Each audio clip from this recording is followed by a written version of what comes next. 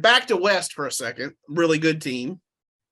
That win over Maypearl featured a 55-point first quarter in a 12-minute high school football game. Chad, are you still with us? Your video went out. I got an incoming call. Oh, gotcha. It also featured seven non-offensive touchdowns in the game. That was a blocked punt, a fumble return, another fumble return, a pick six, another pick six, a kick return, and a third pick six. Have you ever even heard of anything like that? I don't know that on the positive side for a team that I've ever seen anything go that well for a team. I've covered games, especially back in my younger days when I was assigned a lot of crappy Fort Worth ISD games when I was streaming. That was before you were at the Trib, so don't put that on us. It was way back. They were like, here, Chad, here's a free $50. Go cover, I don't even want to name names. They were so bad, and you'd go out there and these teams couldn't even line up without having a false start, and they couldn't snap the ball without fumbling. And it was like that. It was like, they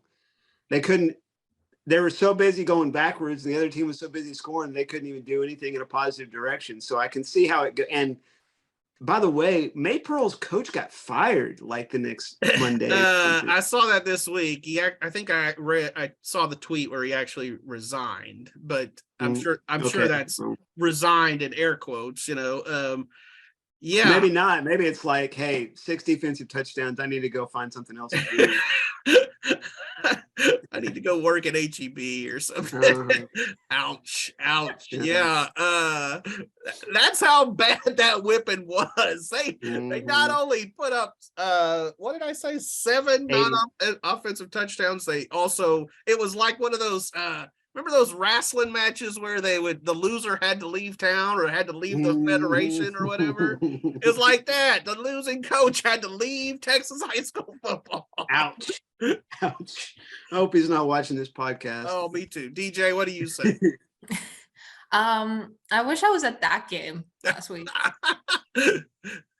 Just because it would have been, oh gosh, it would have been epic, because the way that West plays is like you have these kids that are on there for every snap, like on offense, on defense, and so like I feel like they take a lot of pride in being able to do things on all sides of the ball. And I just I don't know, it sounds like a fun game, and when the kids are having fun on the field, like you're having fun watching the game and you're having fun covering the game, even if Maypearl probably wasn't having as much fun as the Trojans. And I did get on the phone with Coach Woodard the next day just to, kind of talk about it. And it just sounds like they were taking the opportunities where they saw them. And that's what, really good teams like to do and do well. And I'm not super surprised or shocked that the score was what it was, because West is a good team and they do it as a team. It's not just like, especially this game, like I was looking at the stats and it was it was pretty spread out, and it was guys that you don't usually see. I don't feel like we talk about Coy Klish a lot, and he's been doing a lot. Well, so he had just a ginormous game. A lot of kids did in that game, but correct me if I'm wrong, DJ. I want to say Coy Klish had probably 2 rushing TDs at least, and a kick return and a pick six, all for touchdowns in that game. Yep. I mean, anytime you can score in 3 different ways and 2 of them were not even on offense, I mean, that's just, you're getting it done. Yeah, he's a playmaker. I mean, and Chad can speak to this, but they had a guy kind of like that last year in Wyatt Wolf, who was sort of their big play guy. And so maybe Coy Klish is sort of emerging as the big play guy for West. It kind of makes me wonder if Grandview and West are wasting any time watching film this week. Because, I mean, what are they going to see, Like, I mean, I guess the offensive coaches can watch film on the opposing defenses and learn a little bit. But while West was beating up on Maypearl, Grandview was beating Dallas Inspired Vision 69-0. So, well, let's also put this out there. This is also, and I get the UIL has a really tough job and they've got to put these Dallas charter schools somewhere in the district, but this is also an indictment of this district, because once you get past Whitney in that district, like Grandview and West are the clear, 1-2, however that comes out this week. And Whitney is, to me, pretty much the clear third best team. You get past them, those charter schools are not very good. Maypearl is clearly not very good. I mean, that's not a great district, other than at the top.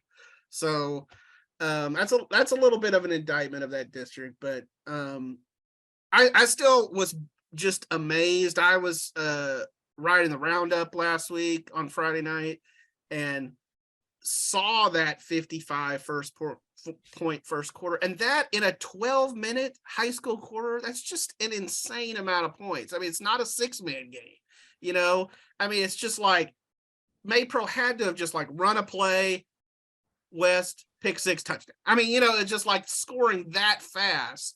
And to me, West also gets some credit for, I mean, that game could have been 130-0. I mean, I think I saw our buddy from 69-0 at halftime, and they only won 89-0. I'm sure it was a running clock. I'm sure that running clock probably started in the second quarter. I think, did we talk about that? I think that was the word I got from our buddy Mike over there in West.